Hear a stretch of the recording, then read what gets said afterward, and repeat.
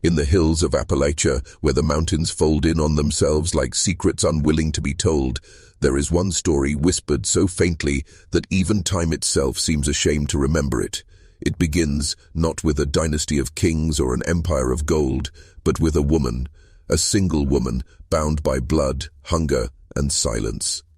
Her name is barely spoken now, erased in half-burned family Bibles and forgotten grave markers swallowed by moss, but those who recall her do not remember her as a wife or even as a mother. They remember her as something far darker, for this was the woman who took 3 husbands, not across a lifetime, but within a single twisted circle of kin, brothers, cousins, blood so close it should never have touched. And yet, it did, again and again. The mountains kept her story hidden, wrapping it in the illusion of isolation, where poverty gave no room for choice and survival blurred the line between love and necessity. They say she was beautiful once, but beauty rotted fast in the hollows, where teeth decayed before 20 and skin leathered under labor and malnutrition. What lingered was not beauty, but desperation, the kind that drives a person to do what others would not even imagine. Her bed was not one of romance. It was a grave of bloodlines, stitched together until the stitching itself began to unravel. Children were born, though not all lived. The ones who did carried faces that made neighbors look twice, then look away. Eyes too close, jaws uneven, features warped in subtle ways that spoke of things no preacher dared mention aloud.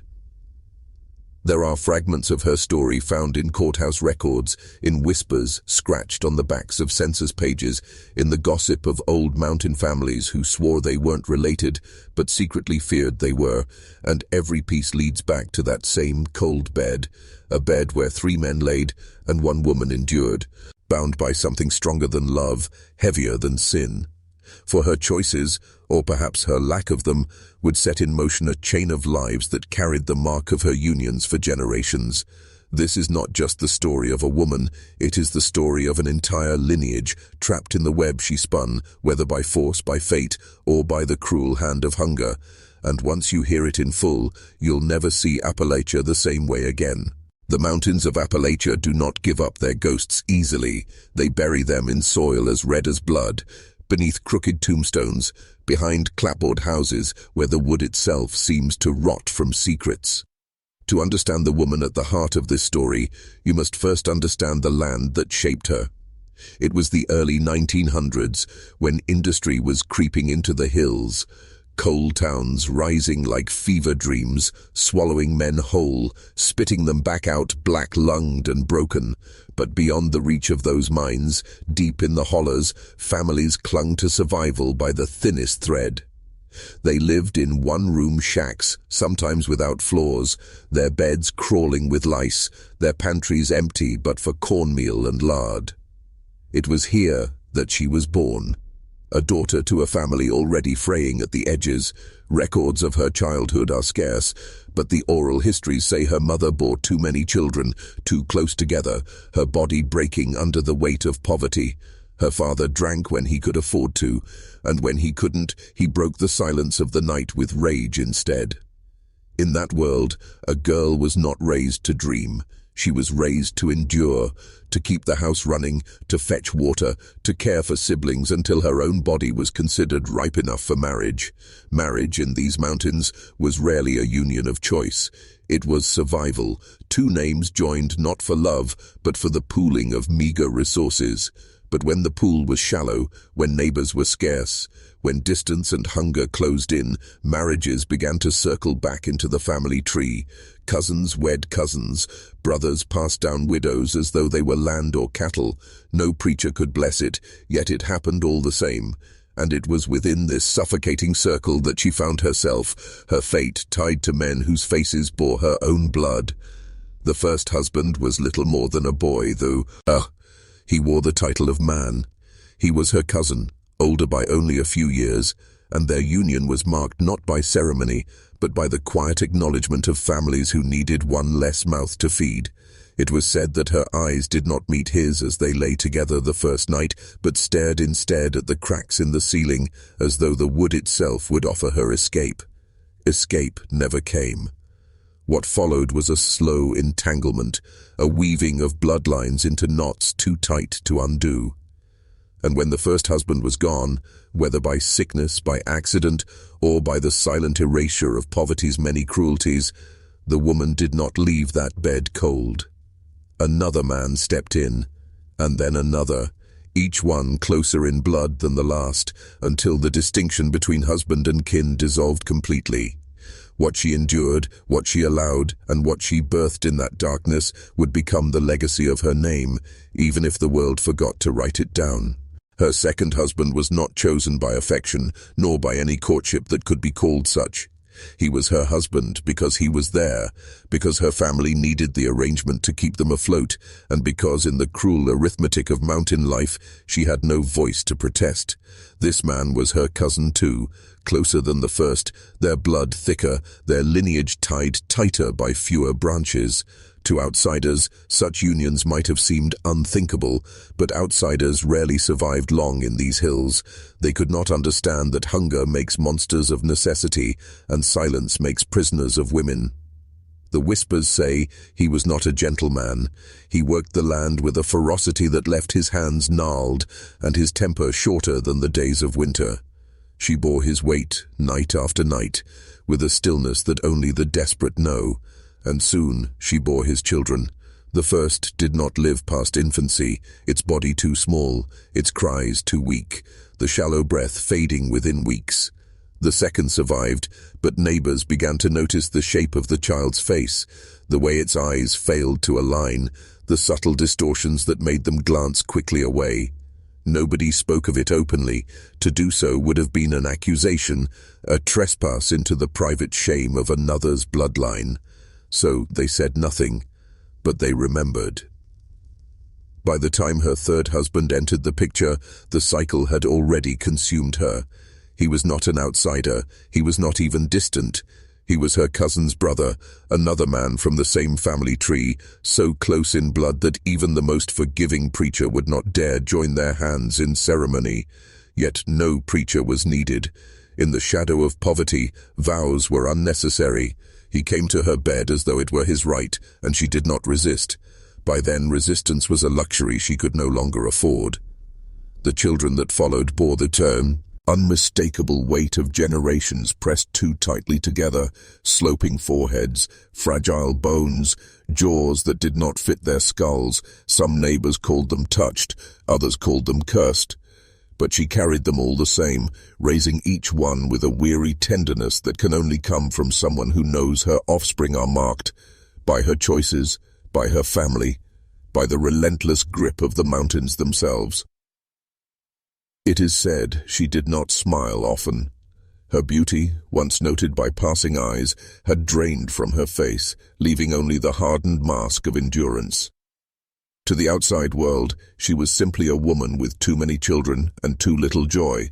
But within her home, within that darkened room where the bed creaked with the weight of kin, she was something else entirely. A gatekeeper of blood, a vessel of a lineage that would never escape itself. And through her, an entire family line became both preserved and destroyed at once.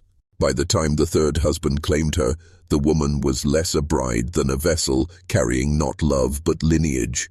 3 men, all bound by the same root, had lain in the same bed, and the children born of those unions began to carry the visible scars of what had been done. In the hollers, people looked at them with a mix of pity and dread. Some turned away, muttering prayers under their breath, while others whispered behind closed doors, asking how long blood could fold in on itself before it collapsed entirely. The children became living reminders of choices that no one dared put into words. At school, when they were sent at all, they were ridiculed in hushed tones, marked as different before they even opened their mouths. Teachers wrote notes in margins that never left the desk drawers, slow, impaired, sickly, and yet the family kept growing, as though the very cycle could not be stopped. Babies were born and buried, sometimes within the same season, little graves marked only by rocks in overgrown fields. Those who survived bore the family's curse in their faces, their voices, their minds. For the woman, there was no escape. By then she had become a figure both feared and pitied. The men in her life were not kings of their land, but shadows of it, men too poor to rise above their blood, too bound by need to look beyond the next meal. In them, she found no savior, and in herself, perhaps, no strength to resist. Survival in Appalachia was not about choice, it was about what could be endured. What makes her story so haunting is not simply that she lay with kin, but the generations were shaped in silence because of it. Entire branches of her family tree bent under the weight of her unions, and the echoes of that bed stretched into children's children, each one carrying forward the shadow of what had been done in that darkened room.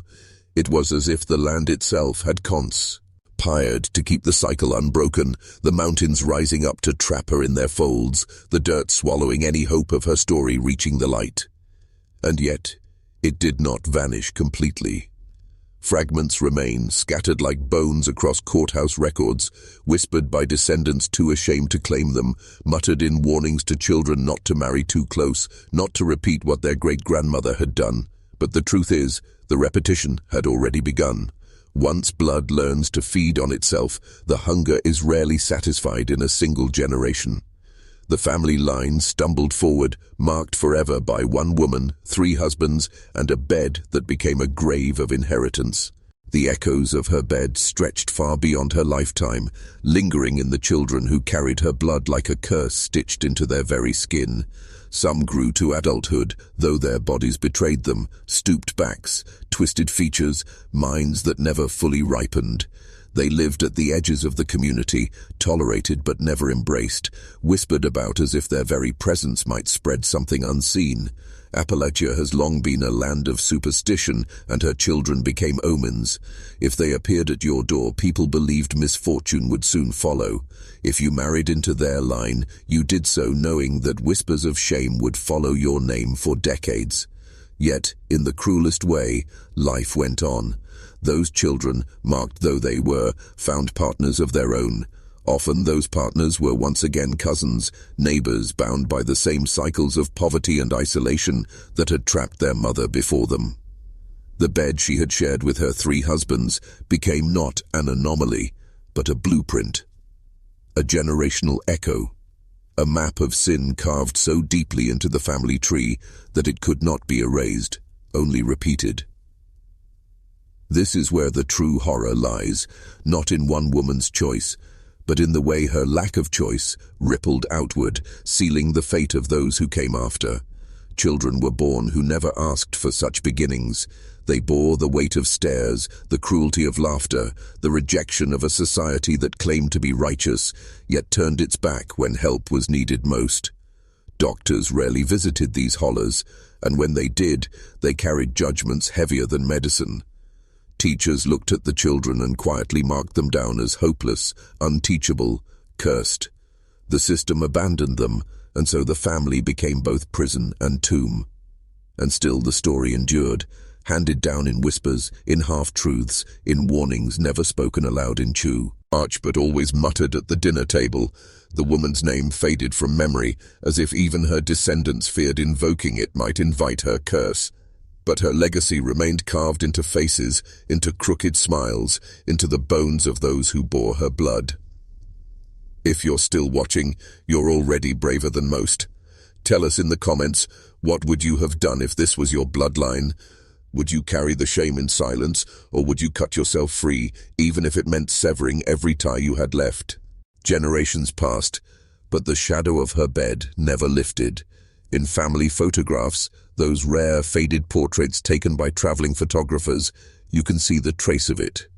Children lined up in hand-me-down clothes, their eyes staring just past the lens, unfocused, uneven, carrying the unmistakable stamp of too much sameness in their blood.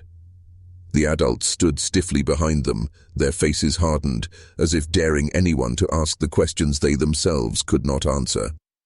These photographs were not meant to be proud records. They were warnings etched in silver and paper, proof of what happens when blood folds in on itself too many times. The neighbors never forgot. Even as time moved on and roads began to carve their way deeper into Appalachia, the family remained a subject of whispered caution. Mothers told their daughters not to go near that side of the ridge. Boys laughed nervously when one of the girls from the cursed family showed up at church socials, daring each other to speak to her, but never doing so. The isolation that had birthed the cycle became the punishment that prolonged it. Those who carried her blood found themselves locked out of the very community they depended on for survival. Some tried to leave, a few packed what little they had and walked the long miles to coal towns, hoping anonymity might wash their blood clean. But even there, escape was an illusion. Their names followed them, carried in whispers by others who'd left the hills, and their bodies carried the truth in every feature. No matter where they went, they were marked. It is here, in the quiet persistence of that curse, that the true horror settles. The woman who lay in that bed is long dead. Her body returned to the soil she could never escape, but her choices, or perhaps her lack of them, were not buried with her. They live on in the descendants who still walk those mountains, who still bear the weight of something they never asked for. Her legacy is a haunting reminder that sins of survival do not die with the sinner. They cling, they fester, they root themselves in the marrow of generations until the blood itself becomes the prison. And so Appalachia keeps its silence. The story is told only in fragments, passed down by those who claim not to believe it, yet cannot resist the urge to repeat it. They say her name is gone, but her ghost lingers in the eyes of children still born in those hills, eyes that carry the weight of 3 husbands, 1 woman, and the most inbred bed Appalachia ever buried. And now, at the end of this story, we return to the silence of the mountains. The woman is gone, her 3 husbands gone with her, their bones long since swallowed by the soil. But the bed they shared never truly vanished. It became a symbol, a whispered legend, a scar carved into the memory of Appalachia. People do not speak her name, but they speak her curse. They point to her descendants as though they are shadows of something unspeakable, relics of a past too shameful to confront, too dangerous to forget. It is tempting to look at her as the architect of her own doom, to say she chose, that she allowed, that she birthed the curse herself. But the truth is heavier and darker. In those mountains, in those years, women were not granted choice. Their lives were spent serving men, serving hunger, serving bloodlines that swallowed them whole. What she endured was not love, but survival, and in surviving she became both victim and vessel. The tragedy is not hers alone, it belongs to every hand that pushed her into that bed, every silence that allowed it, every neighbor who looked away rather than intervene. The family that came after her bore the mark of those choices. Children twisted by genetics, minds dulled by blood too closely bound, bodies broken before their time. And yet, within those children was also the innocence of the condemned. They never asked for the curse, they never chose it, they were simply born into it, carrying a burden they could not set down. This is the true horror of inheritance. Not wealth, not land, not legacy, but blood that binds like chains. And so her story remains, tucked into the folds of forgotten Appalachia, where poverty breeds silence and silence breeds sin. A woman who lived, suffered and died in obscurity, yet left behind an echo strong enough to outlive her name. 1 woman, 3 husbands, 1 bed. A story that was never meant to be told, but once heard, can never be forgotten. Because in the end, Appalachia is full of graves without markers, of families who bury not only their dead, but their shame.